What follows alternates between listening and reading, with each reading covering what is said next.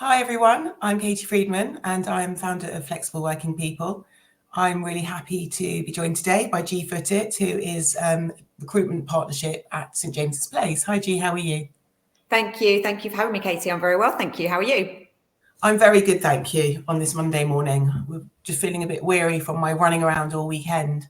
So thanks for joining us, G. You've done a number of Facebook Lives with us before, but as we grow and get bigger, so many more thousands of people have joined the community, and we like to keep people up to date with what our different partnerships and different opportunities. And one of the things that is talked about a lot in our Facebook group and in the community and generally is that people are looking to make changes to their careers, whether that's moving out of job into another job or people just wanting complete retrain and a career change.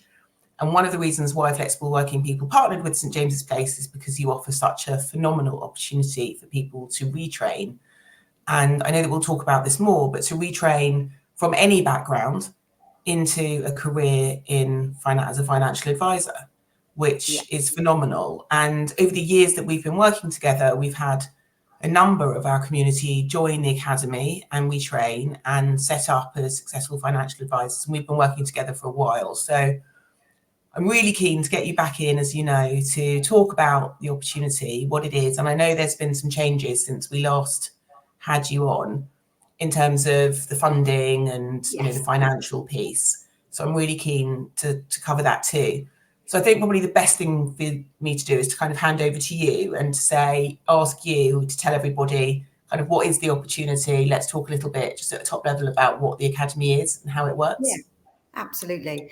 Thank you. So I love coming into your community and speaking with your audience because they will have that one thing in common, which is they're looking for a much more flexible role for themselves and for their families. And so I think often when people are in that mindset, they are sometimes thinking self-employment because then you have that complete control and autonomy over how you work.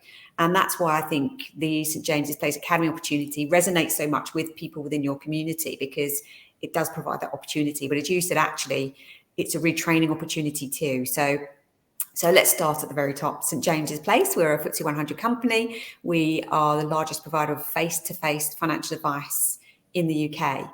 But we've had a retraining program running since 2012. So we're in our 12th year now, where people can come, get the qualifications, get the skills necessary to become a financial advisor. So with over 12 years experience, what we've done is really tailor what that looks and feels like for people. We've made it more flexible so people can, are able to join. So there's an online element up front when you're training through the exams, etc. So I'm more than happy to talk through what the training program looks and feels like for somebody, and then some of the key changes that you mentioned in terms of financial support. Okay, so should we start there then? Should we just talk about what the training opportunity looks like? So when we started this many years ago, we were in a world where people would have to be in a classroom and be present to be trained. And I think what's phenomenal now, you can tell us, is that it's more virtual, so it's more accessible. And people can join and do it virtually, which means that there's less need and requirement to be located in a particular geographical area, etc. So do you just want to talk us through what the training looks like, how long it is, just sort of the practical elements of it? Absolutely. So there's either 3 months or 6 months in training when you're not physically in the classroom anymore, as you quite rightly said, but you're in training. So you've got downtime. You're not able to see clients until you've been through that part of the training. So we've got terms, we call them terms or phases. So the first term is get qualified. So if you're new to financial advice or new to financial services, everybody joining term one is going to walk through the qualifications that are required as a minimum to give financial advice in the UK. And St James's Place has partnered long-standing relationship with the CII, Chartered Insurance Institute. And they have a diploma in level 4 regulated financial advice. And it's made up of 6 individual exam modules. So 2 of those we like people to have sat and passed of their own accord before they start term 1, not before they start a conversation with us. So please come and have a conversation with us before you even looked at anything like the exams, and we can help navigate where to go for you.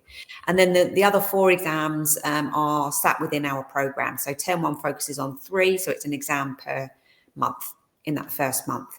And that part of the training is pretty much virtual. So you will have a timetable, you will have a schedule to stick to.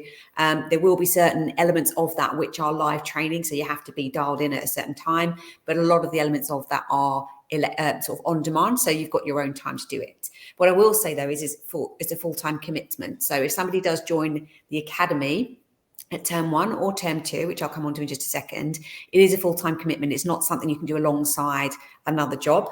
If you did want to study the exams while you're working another job, you're more than welcome to do that in your own time. And then you can join us at terms 2. It just narrows down your sort of downtime if you like. So term 2 is, well, let's build on that exam knowledge and get you all of the competencies, the skills, understanding the SJP proposition, so that by the end of term 2, you are ready and confident to sit down in front of your first client. So term 1 is get qualified. Term 2 is get the skills you need. So term 2 is after 3 months, did you say? Then you're in term 2. So after 3 months, you're ready to start meeting clients. So 6 months total if you're starting in term 1. So if you're unqualified, you start at term 1, 3 months exams, then you enter term 2, another 3 months. So if you join fully qualified, you've just got the 3 months training. So I hope that's clear. Okay, fantastic. Okay, so I think it's really important that you just said that people can't have other commitments because it is a commitment. And unlike other training opportunities where you pay for training, I know that this is funded. Do you just want to talk through that model of what that looks like, what financially supported means in the world of St James's Place training? Yeah, so funded means you don't have to pay for the training. So there's no payment that comes to St James's Place. So I mentioned those exams, and there are 2 prerequisite exams. The payment for those exams would be directly to the CII. And if you're engaged in conversation with us before you sit either of those exams, then if you do join, we will refund that exam for you. So there isn't really a cost there if you do end up joining. There are additional terms in the academy. So term 3 is getting to competent advisor status. So you're typically under supervision with somebody who's, regulated and registered with the FCA. So in your initial meetings out there with clients, if anything, if you get what you're supposed to say, there's somebody else there as a safety net for you until you get signed off as a competent advisor. So term 3 is all about that. Now that can vary in time for some people. It could be 3 months, it could be 6 months for somebody to get to that point. And then term 4 is all about building sustainability in what you're doing. So do you have a robust business plan? Are you executing it? Is there anything more you can do for client acquisition and things like that? So across those... Sorry, go on. There you go. No, I was going to say... no, you carry on because I was going to move into a different. So I just wanted to just quickly describe. We can jump back into a bit more detail on the terms in a moment, but I just wanted to let people know that there are those other terms before we start talking about the financials and just thinking about the timelines. In addition today, Katie, I also want to tell people about terms 5 and term 6, which is what we describe as growth and development. So even after you've finished our formal academy, which is 4 terms, there's an additional 2 extra terms where you're in an environment where you're still being looked after by professional coaches who have a small, if you like, span of control. So looking after a small number of people, which gives you a high amount of time and availability from them. So let's go back to that financial question. So there's no payment to St James's Place to do the training, which is fantastic. But also we appreciate that sometimes it's not easy for somebody to make a career switch if there's no money coming through the door. So I mentioned before the self-employment element. We have a number of career pathways, and what I would recommend is you come and have a conversation with us. The majority of them are self-employed. So you can either start your own business under the St James's Place umbrella, or you can join one of our existing businesses as an advisor, but be self-employed within that business. And then some opportunities are actually employed within some of our existing businesses. So if I just take a step backwards and explain how the partnership model works, SJP has got around 2,000 employees, but none of them give financial advice. The advice is given within the partnership. And the partnership is made up of 2,600 plus individual businesses. So those businesses vary in size and scale. Some of them are one-person businesses. Often if you come through the academy, you're going to start, your business life as one person and your business doing everything. And then as you grow, you need more people to support you. So as you grow the number of clients you want to see, you might need to, onboard an administrator or a paraplanner to do the report writing for you. And then as you get to a point where you've got too many clients to service each year, you might need to bring on an additional advisor into your business. So at SJP, there's no cap on what you can achieve. You can scale a business, have 50 plus advisors in if that's something that's, you know, attractive to you. But equally, you can have a lifestyle business where it's just for you and maybe an administrator in the future. So there really is, you know, options here. So it's important to understand those different pathways or career options that you have. So the financial support I'm going to explain to you is for people starting a business with SJP. If you're going to join an existing practice as an advisor, the financial support will be negotiated between you and the business that you're joining. So it's not that it's not available, it just might not exactly mirror what I'm about to tell you. So I wanted to make that really clear. So if you want to come in and do the training in the academy, everybody's in exactly the same process, whether you're joining a business or starting a business, you get the same training. If you're starting a business, we wanted to make it easier for people to do that. So in term 1 and term 2, when you've got the downtime, you are studying, you're not able to go and see clients or, you know, generate revenue. SJP will pay you £2,000 per month over the course of term 1 and term 2.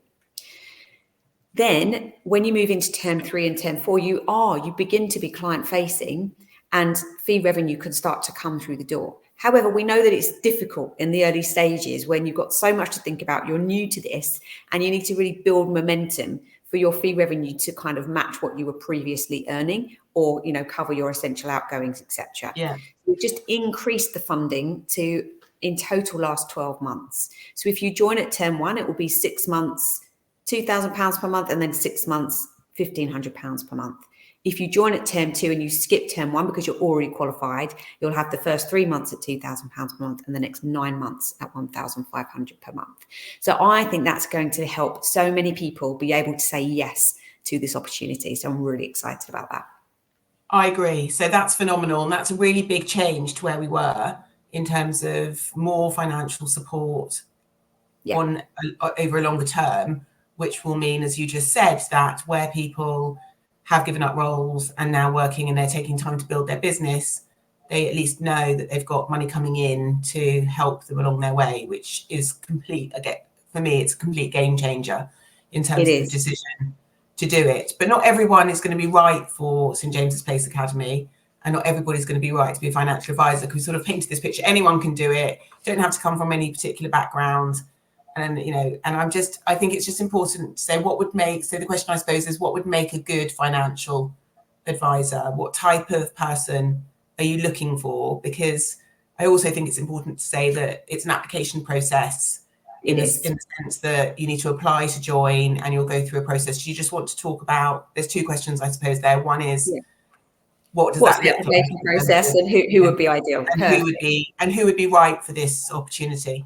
Yeah, absolutely. I think anyone who's got a bit of an entrepreneurial, you know, query or curiosity would certainly be a great person to come and have a chat with us. So in terms of the application process, it's a very much a human experience. So if you're interested to find out more, please come and have a conversation. It all starts with a conversation just like this, really, Katie, where we'll listen to you and understand who you are, what your career background is, you know, why this is of interest to you. We'll then answer all of your questions, and that will be the first engagement, if you like. And if you're still interested to learn more after that, then we start to get into a slightly more structured process, but it won't be like a panel interview or anything until the very end, when we're really sure that this is right for you and you'll be fully prepared for that. So what I would say, if you're curious, do come and have a conversation. So what types of people? Well, we have people join us from all sorts of different backgrounds. Only 40% of people come through the program have any financial services experience. So that means 60% of the people that do come through have no financial service experience. So I want to give people confidence that this could be for you, even if you have 0 financial services experience. What makes a good advisor? So we have a short acronym. We like to have sort of acronyms at SJP. It's PRIDE. So P is personal impact. Are people already coming to you and asking you questions about something that, you know, you're already, you know, very good at? Do you make an impact when you walk into a room? Can you hold a room's attention, for example? R is resilience, and that's really important. If you're starting business, you'll know, Katie, as you're an entrepreneur, it can be a bumpy road. It's not a straight line to get to where you want to get to. So there are going to be highs, there's going to be lows. Are you one of the types of people who can pick yourself up again the next day, have a really clear vision in your plan and continue to execute on that plan? I is for integrity. We have to we work within a highly regulated environment. We're dealing with clients' personal and sensitive information. And sometimes we have to deal with vulnerable clients. So integrity is at the very forefront of everything that happens here. D is for drive and determination. So definitely being a bit of a go-getter, wanting to achieve great things for yourself and just recognizing this as an opportunity to facilitate that. And then the final one is empathy or emotional intelligence. This really is a people role, and it's very relationship driven. So if you thrive in an environment where you get to speak to people, this could be great for you. And actually, women make great financial advisors because they have a lot of natural ability in terms of their own network and networking and building relationships and, you know, having great long-term relationships with people. This is a role that allows you to lean into that, to benefit from that, and just maybe make those conversations a level deeper in terms of the meaning with the financial element to it. Amazing. Thank you, G. So we've talked about the training. I feel like what I want to get under the skin of a bit is sort of the detail around, or the juice around the actual setting up a business, because you're training people in the actual how to be a financial advisor. But I know that there's so much more to it. And that, so it'd be good to hear about the support that you give people. So people are listening going, okay, so I'll train, but, you know, self-employed is a whole new world for me. Yes. So talk us through a bit about the support that you give to help people on their journey to self-employment.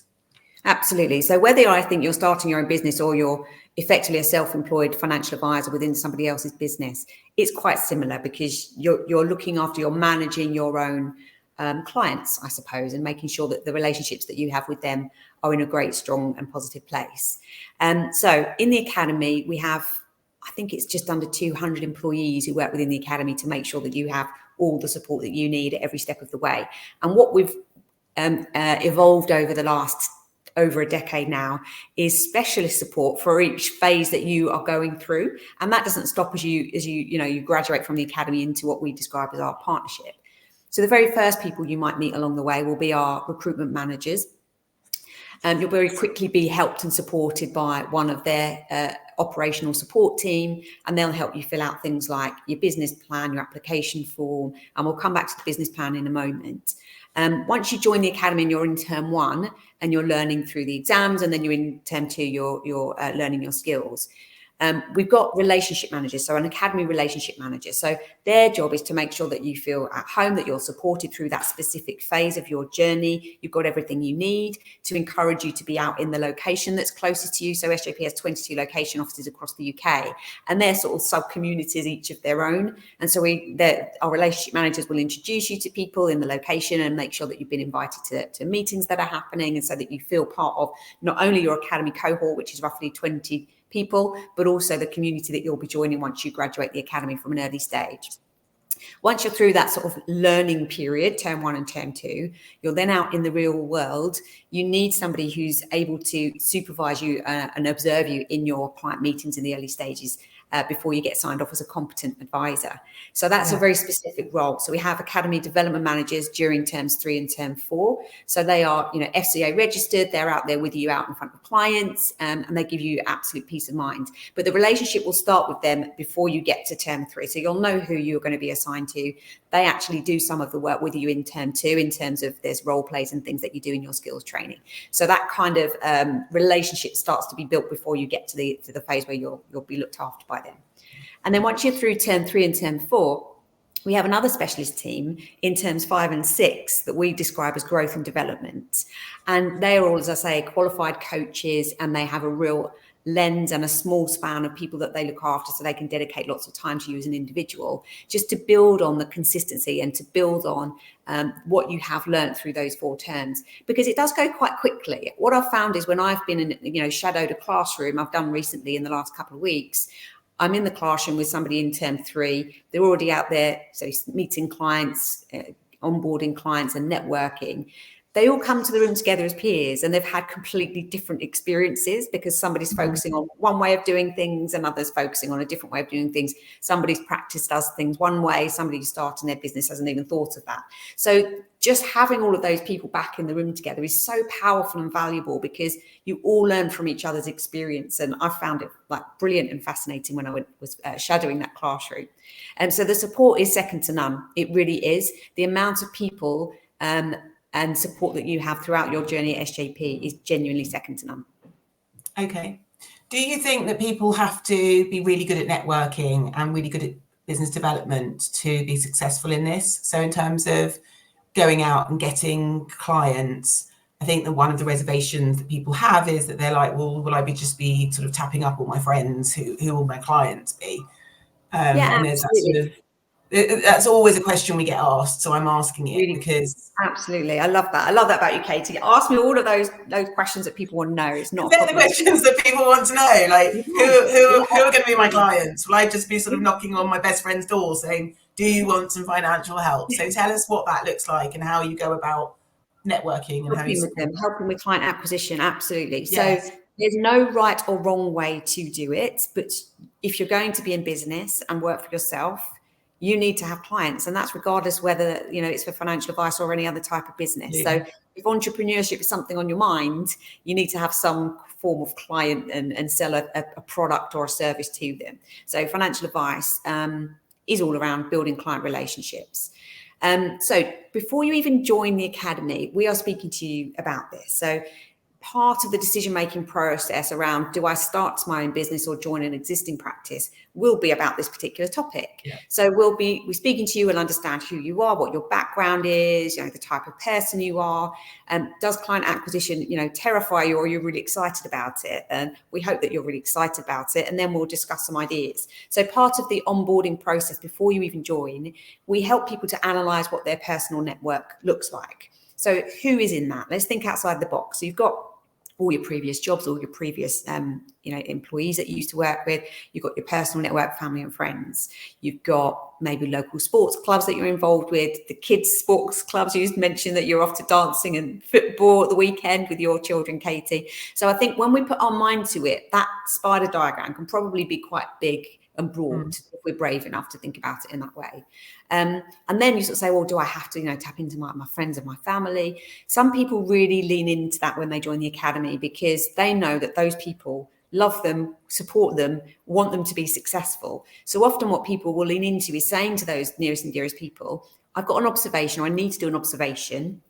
Can you be my, my client? You don't have to be a real client, but can you be the person sat in front of me? Answer the questions honestly. The information is not going to go anywhere else. I just need to have an observed meeting. And often what you find from that kind of interaction is, there are things that I need to think about and need to take care of. And I think the more confident people become in doing the job and helping people with advice, actually it becomes a bit infectious because they can genuinely help them, and they genuinely want to help the people they love the most, the people closest to them. So, that said, though, some people do choose to wait a little bit and park that, and they want to be the very best advisor they can possibly be before they then speak to their friends and family. So it's the other way of doing it. But if you choose to do that the other way, you then have to find some clients. So that does mean then going out there, networking, going to maybe some different groups. It doesn't have to be a traditional style of networking. It could be networking at, a gym. It could be networking within your previous life. So if you were from the military, there might be a way that you can do a workshop on something that's, really poignant to that community. So there's things that will help you to do. We'll absolutely support you in trying new things, making that process as easy as possible for you. For example, if you wanted to put on a webinar, we could host the webinar. We could help you get a guest speaker. We could, we'll lean into anything that it is that you want to try to find clients. Amazing. Thank you.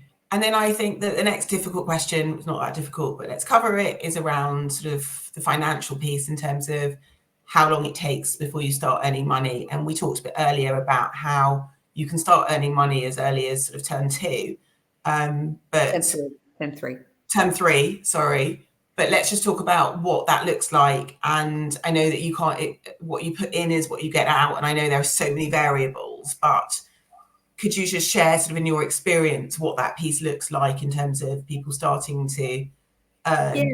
Yeah, there are, you're right in that there are very, very many variables. So if you think of an intake, there will be 20 people. Within that intake, there might be a third of them starting their own business, 2/3, advisors within an existing practice.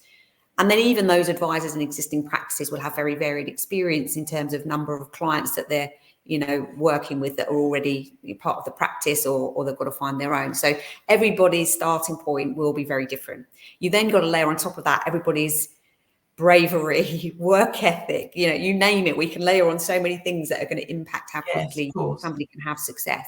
But the program is really designed to help people really understand that activity equals success. So we have another acronym, BBQ, Be Brave Quicker. And ultimately just to help people get out of their own way to just try things, because when you try things, even if they don't work out how you wanted them to, you've learned valuable lessons, and you've also built up that bravery gene, and you're then more confident to go and try something new again. So the academy is really designed to give you confidence to, to say, look, we've done this with over 1,000, it's 1,300 people now we've trained through the academy. Anything you're thinking of trying, somebody else has probably tried it before. And if not, we've got the partnership of 4,700 advisors who have probably been doing this type of thing too. So we can always connect you with somebody who's done something similar to you and they've learned the lessons by doing it. So hopefully smooth your progress. Yes, and also we're going to do another Facebook Live, I think, in the coming months, with one of the ladies who's come from the Flexible Working People group who has trained. Yes. But I've met so many incredible, mainly women, I suppose, because we've had some women's events, who have retrained and are thriving, and they're just incredible women who have built businesses and are earning great money. And I've heard their stories, and I'm like, this really works. They're incredibly happy and running successful, thriving businesses. So let me go back 2 steps. So first of all, we welcome anybody into the academy. So there's no priority over men or women. But as a profession, we need more women to join. So I always have pleasure when I work with your organisation, Katie, because I know the majority of our audience is female. So that's great. We want to attract more women to the profession. So the FCA has around 17% registered individuals are women. At the academy, we've averaged about 26% graduations being women since 2012. So we're proud of that, but there's always more we can do. There's no cap on what the gender split can be in terms of women. So we absolutely welcome more women to come and have a conversation with us. And then back to your question about the speed of earnings potential, I kind of spoke about the different things that can impact that, and activity is the key thing that will impact that. The most common question I get asked is, how quickly can I earn X? And X is typically, what they've earned before in a previous role, whether they've had a career break or not. And so the conversation with us really helps them break down and understand what X looks like for them. And it will be different for everybody. So somebody coming from, a £40,000, teaching salary, we'll break down then, okay, with X funds under management, it would equal Y in terms of fees. Let's have a look at what your network looks like. How many people do we think it would take to invest some money with you in order to reach this number? And so it's really helping them to break it down and have a business plan that's quite granular. So if you need that many clients, that many funds under management to equal what you need or want to be earning, then we need to say, well, what activity is going to generate that amount of funds? Exactly. So we can be really granular with people and help them really understand what it looks like for them.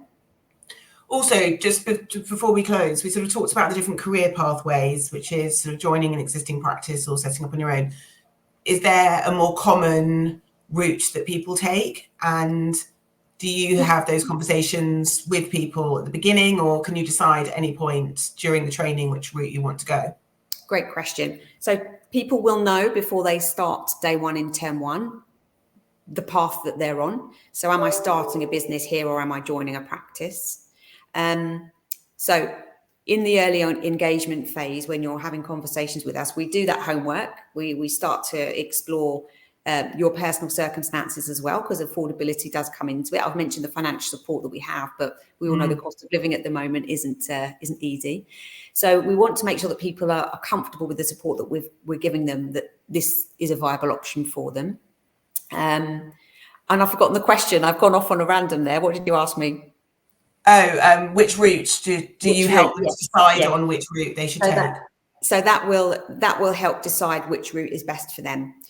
So network analysis as well. If the best route we decide is for you to be supported by a practice, We will then help explore which opportunities are available, geographically close to you in terms of personality fit with another business. So you don't need to worry about trying to navigate SJP's partnership to find yourself an opportunity. That's all taken care of within the recruitment team, and they're really good at that. So I would just say, come and have a conversation with us through the homework, through the conversations. You'll know which one is feeling right for you. In terms of typical split for us, we have no preference. If people want to start a business and it looks viable, we'll absolutely support them.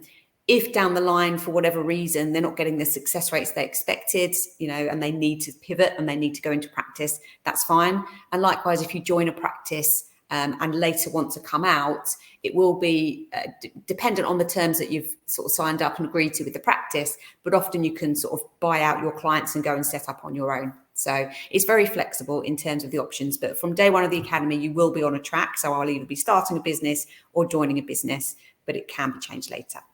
Great, thanks, G. And then let's talk briefly about flexibility, because we've said that the training is flexible to an extent. You can join virtually, but once you are established, how flexible can you be in your career? And some people like to be in the office and some people will want to be at home. So what does that look like? If people wanted to come into the offices and be there, can they? And if somebody wanted to set up on their own and work 3 days a week and that be all they do, is that okay too? Can they completely make their own hours? What does flexibility look like? Or are you expecting a full-time commitment?